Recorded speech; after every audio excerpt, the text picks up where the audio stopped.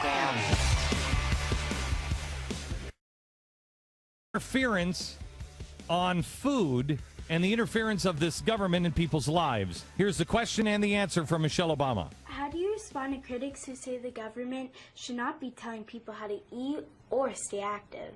You know, that's absolutely right. And Let's Move doesn't do that. Let's Move is not about having government tell people what to do, because government doesn't have all the answers. I mean, a problem that's this big and affects so many people requires everyone to step up. Everyone to step up. Okay, stop.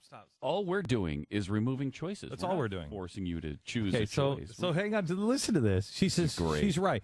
The question is, what do you say about people who say that they should be forced to do the government is forcing people to do these things? No. The government is not forcing you to do No, honey, we're just removing choices. She doesn't even go there yet. I know. She says we're just requiring everyone to step up. Mm-hmm. Well, That's excuse force. me? Require is a... It's forcing you. Yeah. I'm required to pay taxes. If it was voluntarily, I wouldn't be paying taxes. Mm-hmm.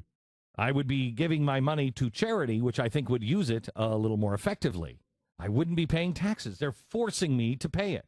I'm required to go get a driver's license. You going to go get a driver's license if they don't require you to have one? No, I'm not standing in the line at the DMV. Why would you do that? No, thank you. No. So we're not forcing you. We're just requiring you. It's amazing. To step up. And now you go to Pat's part of this, which is, and how do we get you to feel as though you're empowered? See, remember, this is the administration that hired psychiatrists and psychologists to figure out exactly how to get you to feel as if you are making the choice. Mm-hmm.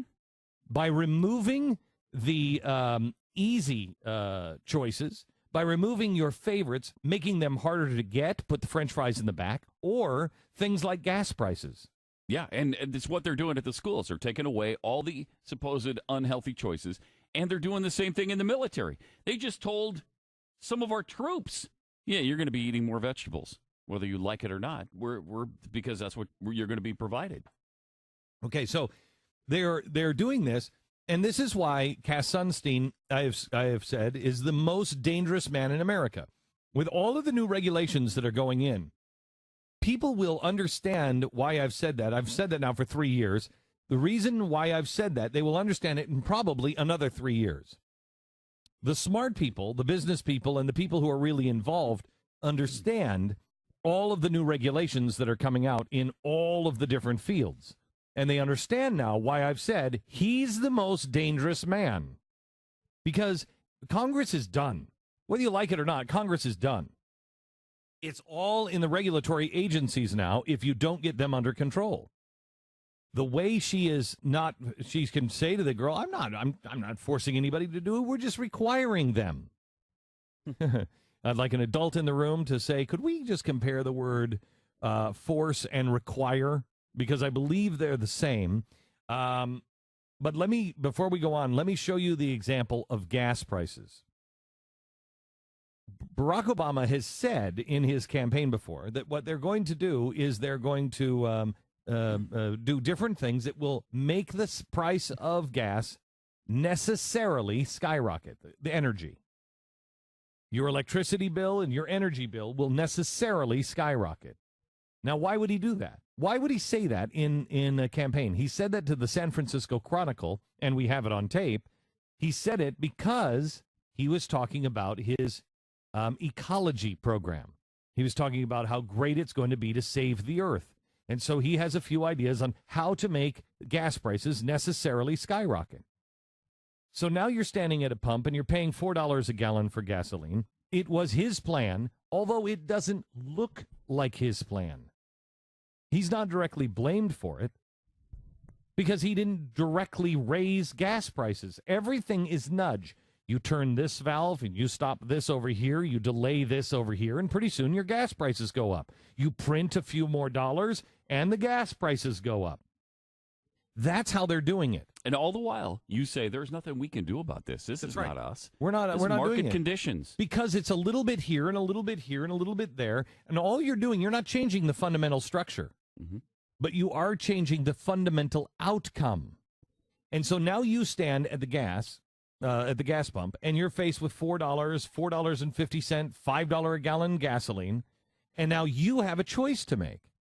Do I continue to have this SUV, or do I buy a cheaper a car that is smaller and is more economical in fuel? Well, you're not being forced. That's exactly right. Yeah, you've got the choice. They're not forcing you. You can have your SUV. Uh-huh. You just can't afford your SUV anymore. That's not our fault. Now, listen to what she said. Exactly right. That's exactly how they're doing it. Yep. It's not their fault. It's the fault of everything else, but not theirs. Because you don't see the Regulatory Commission. You don't see what Cass Sunstein is doing. That's what makes him the most dangerous man in America. Now listen to the rest of this statement. So we're asking everyone to do their part. Parents have to make some changes at home. Parents have to. Have to. So she's used not the word force, but require and have to. You have to make changes at your home. Well, what if I don't want to? No, I'm sorry. That's not your option. No, you have to. You have to. It's a big problem. And she talked about that when she designed this program, when she talked about advertising. She said companies shouldn't advertise to kids these sugary products, but we're just going to tell them that they shouldn't until they don't. And if they don't, then we'll have to come up with other solutions. It is always nudge, shove, shoot. That's the way it works. Nudge, shove, shoot. Are we at the shove yet? Because I contend that we are at the shove when it comes to religious bigotry. We are at the, look what happened with the Catholic Church, we'll get into this later, when they have just put them on the list of possible money launderers. The Vatican. That's a shove. That's not a nudge. That's a shove. The next is shoot, gang. Here you go. You know, but they need the information to be able to make those choices. Stop. And they have. Okay. Another thing you should point out here.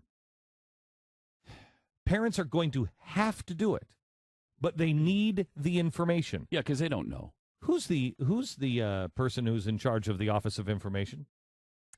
Cass something. Cass Sunstein. Oh, that's right. Yeah. Who's the regulatory guy? Cass Sunstein. So we're just going to nudge and provide the information. Both the same man. There's more. To have access to affordable foods in their communities. Fresh They have to have access to affordable, healthy foods in their communities. That's what they have to have. We're going to come back to that in a minute. I want you to remember it. They have to have affordable, healthy foods. Got it. Healthy foods, right? So we need government to do its part, but we need businesses to do their part as well. So we need the grocery stores to do their part as well. Okay. Let me and then we're going to go on to another speech of hers in a minute. But let's just take that. We have already got we're not telling you what to do. We're requiring you, and you have to do it. But you need information. Nudge, shove, shoot. Same guy, same problem, right? Then we've gone to the affordable food. Let's go back to another nudge, shove, shoot, and that is gas. If you look at the gas prices, are they related at all to food prices? Yeah, well, of course. Yeah. Of course they are. Yep. I just put up on the chalkboard a few minutes ago, just the easy ones that were off the top of my head. Petroleum is what we make pesticides out of. So if we don't have petroleum, or we have higher cost petroleum, pesticides are more expensive. You don't have pesticides, your food becomes more expensive. You have to have pesticides. But then also you need tractors and everything else that it takes to plant the seeds and harvest the fields, right? There's some gas, I think, and some oil involved in that. Trucks to deliver the seeds and product to bring your product to the processing plants. Then trucks, trains, and planes to bring those products that have been processed to the stores. Then cars for all of the employees to get to the stores, and cars for the shoppers to go to and from work and to the grocery store and to home. This is how gas prices affect your food. So if you want food prices to go down, the easiest two things the president can do is open up drilling and open up refineries in our own country. Open them up quickly. Second thing he can do is stop printing money, because that's causing inflation. Those are the two easiest things he can do. He's not going to do them, because he wants to fundamentally transform the United States of America. Let's take out all of the things that people would say we're nefarious on, that we're just making this stuff up. The guy is an anti-colonialist, period. He's going to make America pay for her sins. He is going to make America pay for the rest of the world. Those are the things I believe. You don't believe him? It's because you haven't been open-minded enough to read the actual facts of this man's life and who he has surrounded himself with. But that's your mistake. Let's just take it at, he's a greenie. He wants everybody to drive green cars. And so he's got Cass Sunstein nudging people. It's more than just a nudge, because he has said he's going to fundamentally transform the United States of America. And let's go back to the real mouthpiece of this dynamic duo. Let's go back to Michelle Obama, who always says things the way they really are. Listen. And Barack Obama will require you to work. Stop. Require you. He's going to require you to work. Okay, well, that's good. He's going to require me to work. Good. That sounds great. Conservatives will say great. Except require you? I'm not going to require you. You can live in poverty if you want. But where is that requirement of work on all of the food stamps and everything else, all these other programs that we've... Where is that requirement for work? That is a red herring. To demand that you shed your cynicism. And Stop. demand. He's going to require you and demand. Now he's going to demand that you drop your cynicism. Okay. I mean, call me a cynic here, but that sounds like a fascist. Okay, next. That you put down your division. That you put down your division. Okay. Here's the guy who's been the most divisive president in U.S. history. Yeah. And again, it's accusatory. Your division. Yeah. You have divided. It's You always people. you people. Yeah, I hate that. That you come out of your isolation. That you move out of your comfort zone. Okay, stop. That you come, you know what, Michelle, why don't you come on over to my house?